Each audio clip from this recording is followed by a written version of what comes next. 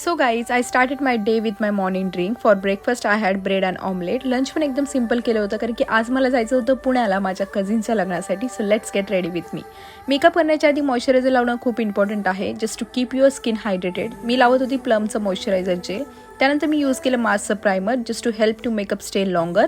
आयशॅडोसाठी मी यूज केलं होतं मास्कचं आयशॅडो पॅलेट. क्रीजवर मी थोडं ब्राऊन शेड अप्लाय केला होता आणि मध्ये थोडंसं shimmer just to enhance the look.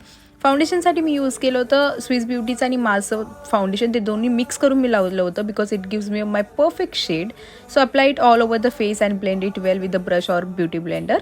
Then I use L'Oreal concealer just to hide my pigmented area like under eyes and all. आणि त्यामध्ये मी एकदम छान मस्त सर्व ब्लेंड करून घेतलं. नंतर लॅक्मीच्या पावडरने पूर्ण मेकअप सेट करून घेतला. ब्लशसाठी मी यूज केलं होतं के ब्युटीचं लिक्विड ब्लश जो खूपच नॅचरल फिनिश देतो.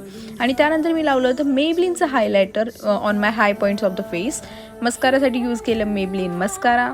लिपस्टिकसाठी मी लावलं होतं मार्सची ब्राऊन लिप लायनर आणि फॉरेवर 52ची डार्क रेड लिपस्टिक जी एकदम मस्त कॉम्बिनेशन वाटत होतं आणि खूप छान वाटत होतं माझा पूर्ण मेकअप नंतर मी नेसली साडी, बँगल्स आणि ज्वेलरी वगैरे वेअर केली. And this was my final look. Very simple and sweet. लग्न पुण्याला होतं सो ट्रॅव्हल करायलाच 3 तास लागले. बट फायनली आम्ही टाईमवर पोहोचलो. थोड्या वेळाने लग्न पण लागलं आणि लगेच आम्ही तिथून निघालो.